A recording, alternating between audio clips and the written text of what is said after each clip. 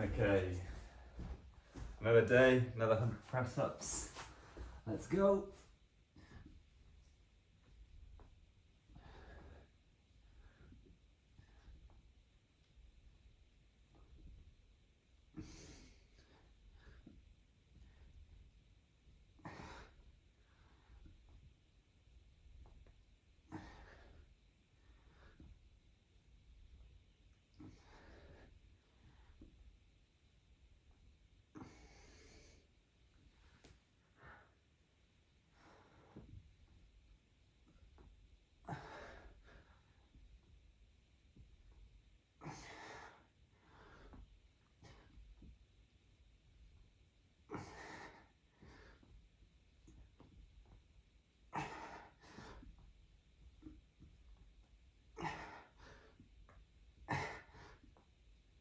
Okay, 34, big number.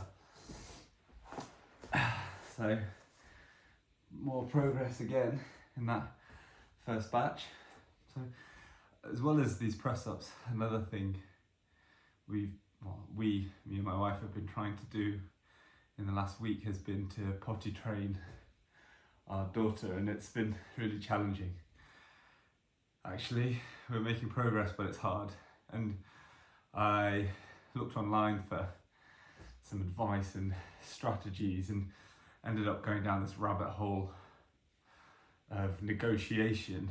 And there's a chap that has written some books on it and done a lot of YouTube videos called Chris Voss.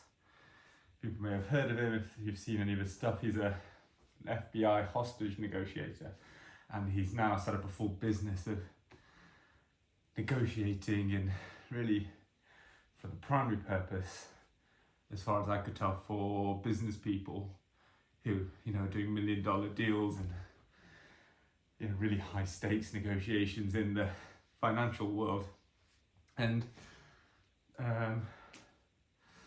to me, actually, again, maybe the potty training is not the scenario where I can apply this most, and actually the thing that came more to mind as I was reading about it was my mum, who is I think a very good negotiator in the traditional sense of what I used to consider negotiation, and that's gives me flashbacks to when I was a child and we would be sort of going to street markets in India, and a salesperson would ask for like 100 rupees for something, and she would manage to walk out of there with 2 for 20 or some sort of crazy price, which whenever I've tried to replicate her sort of techniques and skills at negotiating, I just get told, see you later, and no sort of haggling or interest at all from the vendor. So there's definitely, I think, a technique to this, which I don't think it's something people are born with. I think it's definitely something you can work on, but it's something which I'm not very good at doing, that sort of traditional style of negotiating. However, the more I sort of read about it, I think there's a lot of negotiation that we all do every day in our lives, and there are a lot of things that I took away from reading his book and my wider reading on how to negotiate that I think can be applied almost every day, and maybe even to this potty training scenario that we're in at the moment.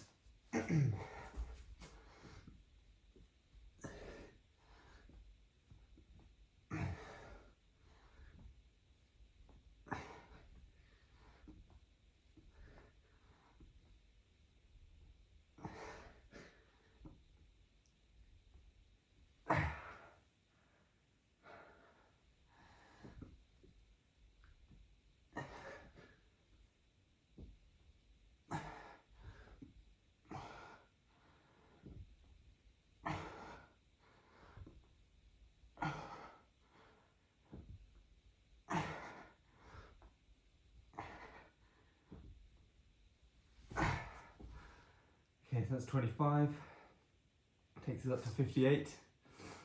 And the one thing that the book really differed from what I'd seen my mum do was really emphasise the importance of both sides winning, and it said that if you're to have a long-term relationship with the other party that you're negotiating with, you want to leave the table with the feeling that both sides have won. And when I say it like that, it makes complete sense, but in those micro negotiations that my mum was having, that was definitely not the case that I felt. Maybe it was in some ways, because they may not have sold it if it wasn't a good deal, but perhaps their back was up against the wall. So either way, I think it's important that both sides win, and that's definitely not impossible. But I think to do that, you need to have an appreciation and a sort of sense of empathy for what the other person is going through. And really importantly, you need to understand what their priorities are. And so, I mean, using the example of, say, chores in the house, whenever I've sort of tried to negotiate that with my wife, if you end up doing less in your mind and finishing earlier than putting your feet up, I feel guilty in that situation, and that leads to all sorts of complex emotions. Whereas the other way around, if let's say I feel magnanimous and decide to take on more of it, I can often end up resenting that situation further down the line. So this idea of striking a good balance where both people are happy and both people feel it was a fair deal, I think is really important. And then the sort of other scenario in my life where I thought that this applies to is at work, and in sort of the sort of medical professional environment. And I guess you're always negotiating in that world with your peers, with your colleagues, and to some extent with your patients as well, right?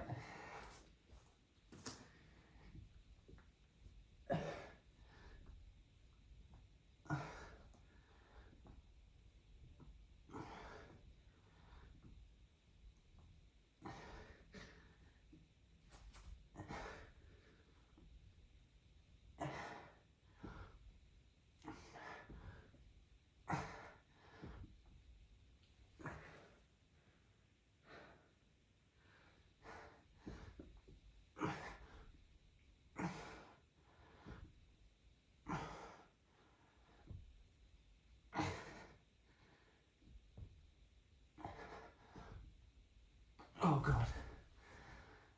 22. So we're up to 80. Yeah. And again, applying this to, let's say first of all, to the junior doctor to supervisor. So I'm currently doing a PhD, and there are many people in the network who are helping me, who are mentors, seniors and things like that, who are involved. And often I have a full 360 degree awareness of everything I'm doing. And so when you go and speak to a senior, you can often think, I'm doing 95% of the work, I'm asking you to do a really small amount of work, you should jump at that because that's a very good deal for you. But the mistake that I think I'm making in that sort of mindset is I have very small awareness of what the other party is actually doing. And what I'm not aware of are the number of times the other party is doing things without me having an awareness of. So let's say there's a supervisor who goes out to bat for you, who goes out and brings in new work, or defends you against other colleagues or seniors, or protects your time so you can work, or brings in funding and things like that. So you need to be aware that there are many unknowns that you are not aware of. So I guess the unknown unknowns, and you've got to sort of make them known unknowns in your negotiation. And that goes back to this idea that you need to really choose the other party that you're bringing into your team carefully, because you need to be confident that someone who is a collaborator rather than, I guess, an adversary is working on the same team. So that really helped reframe any sort of discussions I had with someone, with any sort of negotiation I had with people who I would consider within my own team. And I guess that sort of, in a different setting, applies to conversations with patients as well. Going back to that point that I said of, you need to understand what people's priorities are. And as I've gotten more experience in having those sort of discussions with patients, you realise that what you think is important when decision making is not always the case with the person sat across from you. And I've always found the more time you can give, and time is the big limiting factor usually in conversations and consultations with patients, the more time you can spend really digging deeper to find out about the priorities and get to know that patient, the far better that whole relationship is going to be going forward and getting into that negotiation. And so, in some ways maybe this doesn't fully apply to potty training, but I do think the ideas of having empathy and trying to sort of communicate and understand my daughter's priorities and trying to get her to understand that we're on the same team may be something that I do more actively. But maybe this is actually one of those times when you can't negotiate with a 2-year-old, and you gotta just bite the bullet and do what you have to do. Okay.